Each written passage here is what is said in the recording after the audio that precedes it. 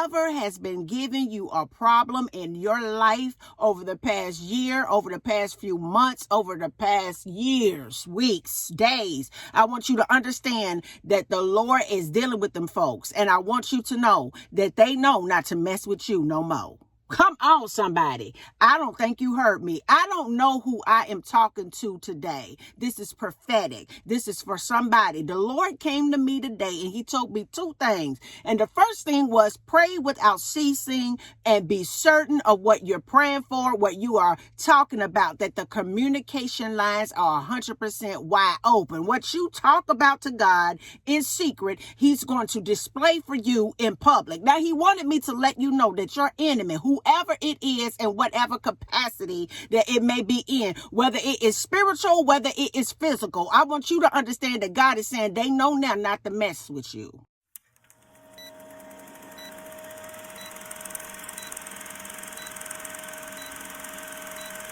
Let you know something. Well, it's two things that I want to let you know. The first thing God revealed to me this morning when I was sitting down, he said, come to the group and tell the group to pray without ceasing. I don't know who that's for today. Like fervently pray without ceasing. He told me that you need to have a posture of certainty when you pray, not a posture of, oh, woe is me and I'm not worthy. He told me to tell you to raise up and pray confidently, and that the communication lines are open. And the Lord told me to tell you to pray without ceasing with confidence, knowing that what you ask for in secret will be revealed to you in public. I don't know who I'm talking to on this day. I'm going to say it one more time.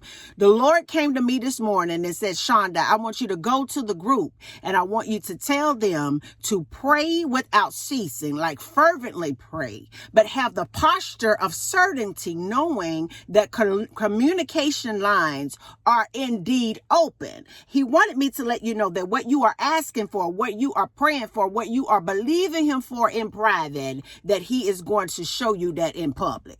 Oh, come on, somebody.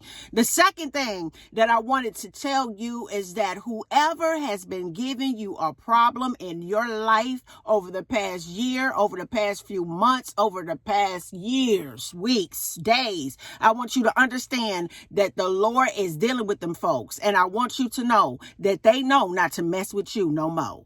Come on, somebody. I don't think you heard me. I don't know who I am talking to today. This is prophetic. This is for somebody. The Lord came to me today and he told me two things. And the first thing was pray without ceasing and be certain of what you're praying for, what you are talking about, that the communication lines are 100% wide open. What you talk about to God in secret, he's going to display for you in public. Now, he wanted me to let you know that your enemy, whoever it is in whatever capacity that it may be in, whether it is spiritual, whether it is physical, I want you to understand that God is saying they know now not to mess with you. Come on, somebody. He said, touch not my anointed, do my prophet no harm. Touch not my children, because they have gotten into a place of a praying posture and a praying spirit to where they are fervently talking to me. Communication lines are open. I want you to know that the Lord told me to tell your enemy to let my people go. I want you to understand that they know not to mess with you.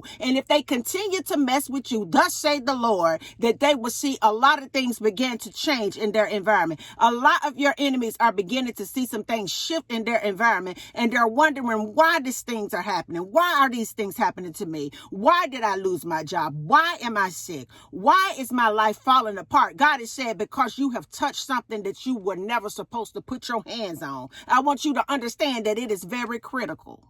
Come on, somebody.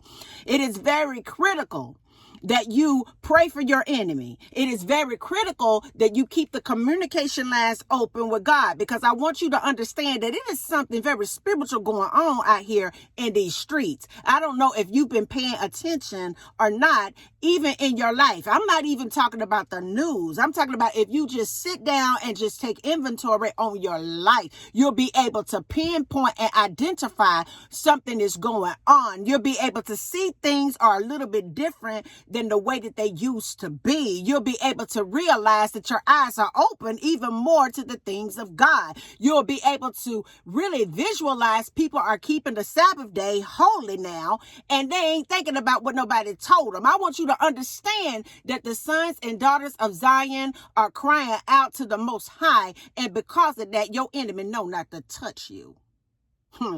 You thought that was rejection. You thought that that was abandonment. You thought that they were mean to you.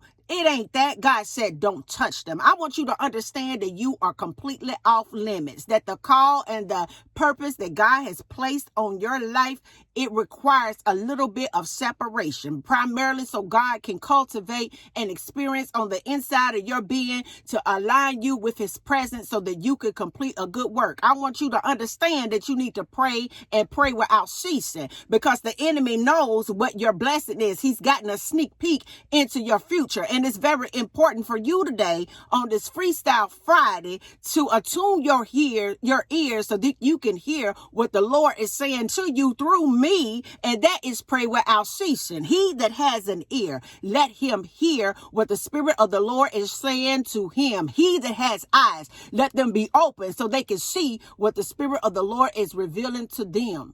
Touch not my children. I want you to know this today. You should be able to be confident today, regardless of your circumstances today. You should be able to be confident. Why should you be confident? No, because you have heard directly from God. You know that he knows that you need him to work things out in your life. He is saying to you today that you need to make prayer a lifestyle. Not something that you do before you go to bed or first thing up in the morning.